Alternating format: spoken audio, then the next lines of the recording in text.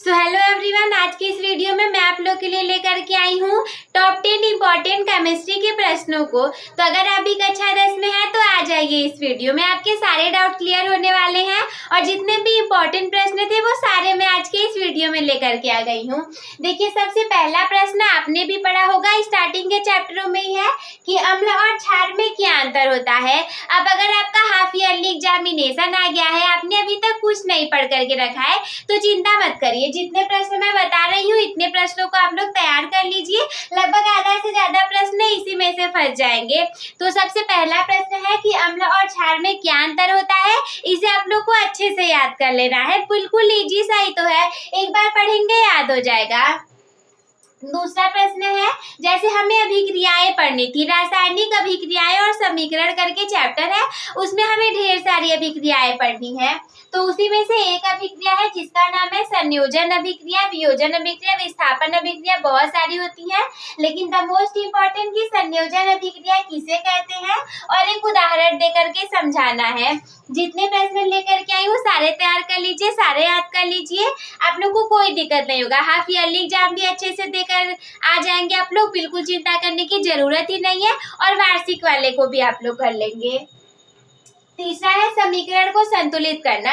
यहाँ पे मैंने किसी समीकरण को नहीं लिखा हुआ है, लेकिन इससे रिलेटेड जो प्रश्न होते हैं, समीकरण को संतुलित करने से रिलेटेड जितने भी क्वेश्चंस होते हैं वो सारा एक बार आप लोग पढ़ लीजिएगा। बहुत ज्यादा हार्ड नहीं आएंगे, हाँ हो सकता है किसी कंडीशन में हार्ड भी आ जाए, लेकिन इजी ही समीकरण दिए रहते हैं, उन्हें हमें संतुलित करना रहता है। अभिकारक की जितनी संख्या रहती है उत्पाद की भी उतनी ही संख्या को जोड़ घटा करके बनाना पड़ता है। तो समीकरण को संतुलित करने वाले प्रश्न आ सकते हैं, आप लोग इसे याद रखेंगे। चौथा है कि साबुन के उपयोग बताना है और साबुन के निर्माण में प्रयुक्त पदार्थों के नाम लिखना है। साबुन कैसे बनता है, साबुनीकरण अभिक्रिया कैसे होती है, वो आप लोग समीकरण दे दीजिएगा और साबुन का उपयोग बता दीजिएगा। अरे हम अपनी दिनचर्या वाले जीवन में प्रयोग करते हैं इसका, तो साबुन का उपयोग आप लोग बता देंगे और इसके निर्माण में जितने भी पदार्थ प्रयुक्त होते हैं आप उनको भी बता देंगे। पांचवा वाला है कि साबुन और अपमार्जक में क्या अंतर होता है। जैसे जब आप साबुन के बारे में पढ़ेंगे तो साबुन क्या होगा, साबुनीकरण अभिक्रिया क्या होगी, साबुन और अपमार्जक में क्या अंतर होगा, ये सारी चीजें आप पढ़ेंगे। तो आप ये वाला प्रश्न को तैयार कर लीजिएगा। द नेक्स्ट क्वेश्चन की उदाहरण सहित समझाना है। कुछ अभिक्रियाएं हैं जिन्हें उदाहरण सहित समझाने के लिए आ सकता है, ऐसा नहीं कि केवल आप इसकी थियरी को लिख करके छोड़ देंगे। अभिक्रिया है तो रासायनिक समीकरण तो देना ही है इसमें। पहला है हाइड्रोजनीकरण अभिक्रिया, आपको इसको कर लेना है। दूसरा है प्रतिस्थापन अभिक्रिया, इसको तैयार कर लेना है। तीसरा है साबुनीकरण अभिक्रिया, इसको तैयार कर लेना है। अगला सातवां है कि हाइड्रोकार्बन हम किसे कहते हैं। चौथे कार्बन वाले चैप्टर का हाइड्रोकार्बन हम किसे कहते हैं, और इसके बाद संतृप्त और असंतृप्त हाइड्रोकार्बन में क्या अंतर है। जैसे अगर ये थोड़ा सा लॉन्ग है ना, हाइड्रोकार्बन के बारे में पढ़ लेंगे तो इससे रिलेटेड जितने भी आपके एमसीक्यू में आएंगे या लघुत्तरी में आएंगे तो आप उसको भी हल कर लेंगे। जैसे केवल अगर ये पूछ दिया कि हाइड्रोकार्बन किसे कहते हैं या फिर हाइड्रोकार्बन क्या है, तो आप उसे भी लिख देंगे। संतृप्त हाइड्रोकार्बन क्या है उसे लिख देंगे, और असंतृप्त हाइड्रोकार्बन क्या है आप उसे लिख देंगे। अगला IUPAC नामकरण करने के लिए आ सकता है, बहुत ज्यादा कठिन नहीं देगा, इजी ही आता है। जैसे कि यहाँ पर लिख देगा CH3CH3, तो क्या आप इसका नाम नहीं बता पाएंगे। ये सिंगल बॉन्डेड है, मेथ एथ करके है तो एथ हो गया, और ये सिंगल बॉन्ड से है तो हम एन लगा देंगे, यानी कि इसका नाम एथेन हो जाएगा। ठीक है, तो IUPAC नामकरण ऐसा इजी सा ही देगा, थोड़ा सा और पढ़ लीजिएगा तो ऐसे करके इसका नाम हो जाएगा। IUPAC नामकरण के जितने भी प्रश्न आएंगे वो सारे आप लोग एक दो बार क्लियर कर लीजिएगा। अणु सूत्र से संबंधित आ सकता है, जैसे कि एक तो आपको दिया रहेगा उसका नाम लिखना रहेगा IUPAC नाम, या फिर नाम ही दिया रहे उसका आप लोग को बनाना रहे, अणु सूत्र लिखना रहे। जैसे यहाँ पर हम लिख देते हैं मेथेन, और हम लिख देते हैं अमोनिया। अब आपको क्या करना पड़ेगा, मेथेन और अमोनिया के अणु सूत्र को लिखना पड़ेगा।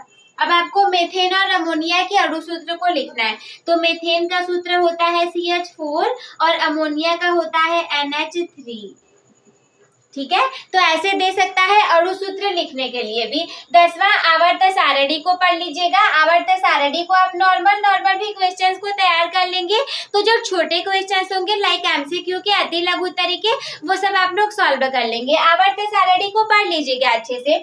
उससे क्या हो जाएगा ना कि जैसे लैंथेनाइड एक्टिनाइड तत्व हैं और यस ब्लॉक में जो एलिमेंट रहेंगे, हो सकता है उनका इलेक्ट्रॉनिक विन्यास करने के लिए आ जाए, तो आने को तो कुछ भी आ सकता है। तो दैट इज वाई आवर्त सारणी इंपॉर्टेंट है, आप लोग इसको पढ़ लीजिएगा। एक बार हम फिर से समझ लेते हैं, फिर आप लोग इसको नोट कर लीजिएगा या फिर इसका स्क्रीनशॉट ले लीजिएगा। पहला है कि अम्ल और क्षार में अंतर को बताना है। दूसरा, संयोजन अभिक्रिया किसे कहते हैं, एक उदाहरण देकर के समझाना है। समीकरण को संतुलित करना है। साबुन के उपयोग बताना है और साबुन के निर्माण में प्रयुक्त पदार्थों के नाम लिखना है। साबुन और अपमार्जक में क्या अंतर होता है, उदाहरण सहित आप इन अभिक्रियाओं को याद कर लेंगे। हाइड्रोजनीकरण अभिक्रिया को, प्रतिस्थापन अभिक्रिया को और साबुनीकरण अभिक्रिया को। देखिए, अगर आपको अभिक्रिया की डिफिनेशन पता है, थियरी पता है, तो एग्जाम्पल तो आप बना करके भी लिख लेंगे ना। इसके बाद हाइड्रोकार्बन हम किसे कहते हैं, संतृप्त और असंतृप्त हाइड्रोकार्बन में क्या अंतर है, आईयूपीएससी नाम दे देगा, आप लोग को बनाना रहेगा। दूसरा, अणु सूत्र हिंदी में नेम दिया रहेगा, आपको उसका अणु सूत्र लिखना रहेगा। आवर्त सारणी को अच्छे से पढ़ लीजिएगा, छोटे छोटे क्वेश्चन आवर्त सारणी के भी आ जाते हैं। तो आई होप कि आप लोग को ये सब समझ में आ गया होगा। आप लोग इसको अच्छे से तैयार कर लीजिएगा, बोर्ड एग्जाम में आ सकता है। तो अब आप लोग इसका स्क्रीनशॉट ले लीजिए।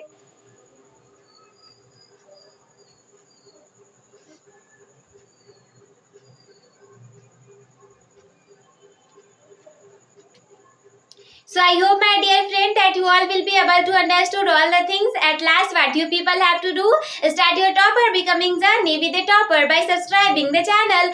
Also, you can like this video, share with your friends. If there is any doubt in your mind or if you wanna say anything to me, then you can comment me. Take care, bye bye. I will see you in the next video.